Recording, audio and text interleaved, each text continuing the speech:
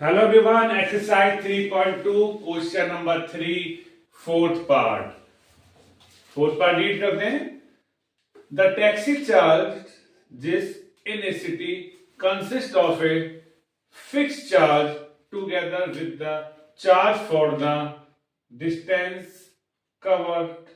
For a distance of 10 km, the charge paid is 105 rupees, and for a journey of 15 km, the charge paid is 155 rupees. What are the fixed charges and the charge per kilometer?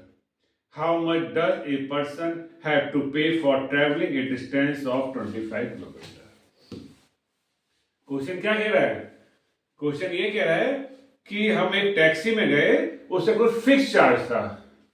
किसी taxi से हम गए कहीं भी, उसका fix charge था, वो तो आपको देना ही होगा. और जितने किलोमीटर आप टैक्सी ले जाओगे, ओके, उतने किलोमीटर के हिसाब से आपको और पे करना होगा, है ना. यानी जो फिक्स चार्ज है वो तो आपको देना ही है. जिससे इलेक्ट्रिसिटी का बिल होता है, उसमें जो फिक्स है वो आपको देना है, और जितना आगे का आपको रेटिंग के अकॉर्डिंग होगा वो आपको अलग से पे करना होता है. इसी टाइप से हमारा यहाँ भी है. कोई भी आपने टैक्सी बुक करी तो उसके फिक्स चार्ज पर इतना होता है कि इतने किलोमीटर पे इतने रुपए तो लेंगे. बाकी आप आगे जितने किलोमीटर ले जाओगे उतने अकॉर्डिंग सबका अपना क्राइटेरिया होता है. बट इस क्वेश्चन में कह रहा है कि अगर आप अपनी टैक्सी से जा रहे हैं तो उसका फिक्स अमाउंट आपको देना ही है, और जितने किलोमीटर टैक्सी जाएगी उसके पर किलोमीटर के हिसाब से आपको अलग से पे करना होगा. ठीक. तो इसमें क्वेश्चन फिक्स चार्ज और पर किलोमीटर का चल रहा है, तो उसी लैंग्वेज में हम यहां लेट कर लेते हैं. Late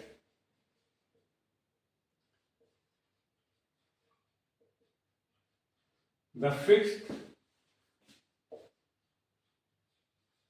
charge equal to x rupees and the charge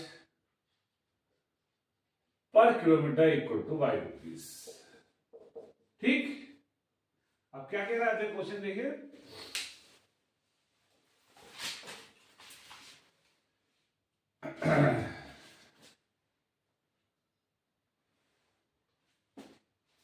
question कह रहा है कि हम टैक्सी से 10 किलोमीटर गए और हमने 105 रुपीज पे किए.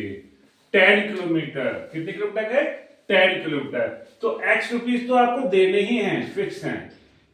और 10 किलोमीटर के हिसाब से, यानी 1 किलोमीटर की अगर y रुपीज आप दे रहे हैं तो 10 पर कितने रुपीज देंगे? 10 y रुपीज देंगे.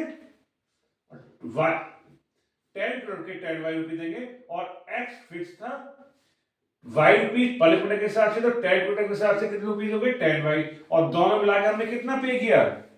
105 रुपीज. ओके. तो ये हो गया आपके फर्स्ट इक्वेशन. एक्स रुपीज आपने दिए, वो देने ही है, और हम गए 10 किलोमीटर, तो 10 प्लस 10 वाई रुपीज आपने और दिए, तो 105 रुपीज हो गए, है ना. इक्वेशन 1 हो गई. नेक्स्ट दूसरी इक्वेशन में क्या कह रहा है कि अब की बार हम टैक्सी से कितने गए? 15 किलोमीटर गए. फिर वही कहानी कि x रुपीज तो आपको देने ही हैं, और 15 किलोमीटर के हिसाब से 15 वाई रुपीज और देने हैं. x फिक्स, y पर किलोमीटर, 15 मीन्स 15 वाई, और दोनों मिलाकर मतलब प्लस कर दिया.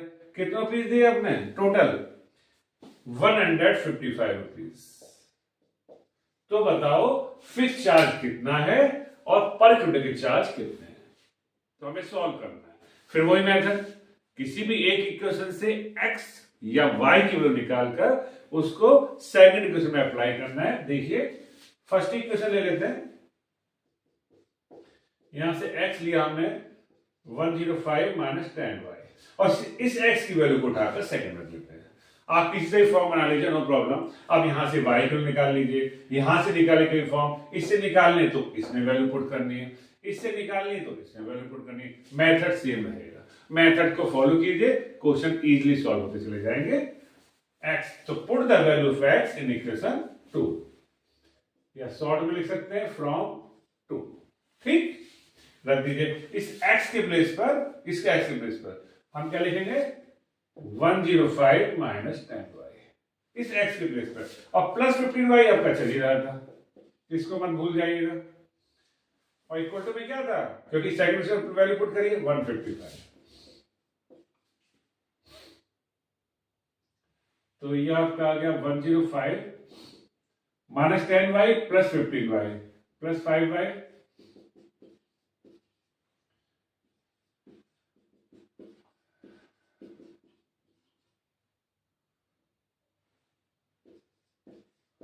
तो ये आपका हो गया 50 है।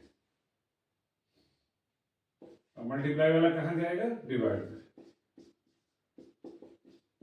ये आ गया 10। ओके, तो y की वैल्यू कितनी आ गई, 10।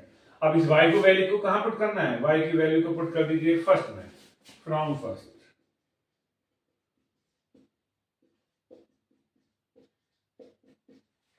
x इक्वल टू 105 माइनस 10 और y की वैल्यू रख दीजिए यहां पर, कितना है 10 है, और 10 10 जा, बोलो 10 10 जा 100,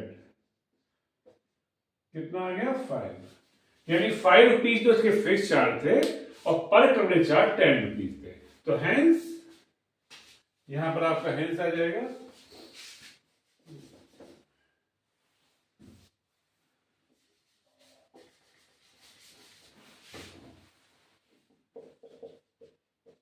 hence the fixed charge equal to x equal to 5 rupees and the charge per kilometer equal to y equal to कितना 10 rupees।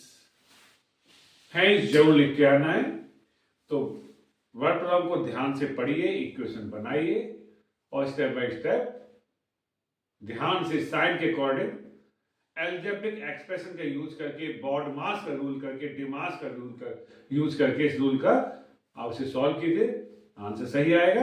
और अपने आंसर को बाद में किसी भी इक्वेशन में अप्लाई करके देख लीजिए, अगर उसको वेरीफाई कर रहा है तो हमारा ठीक है, अदरवाइज हमारा रॉन्ग है। रॉन्ग है तो चेक कीजिए कहाँ है मिस्टेक है, नहीं मिल रही है तो फिर से करिए, जल्दी हो जाएगा। तो उम्मीद करता हूं समझ में आ गया होगा। Thank you.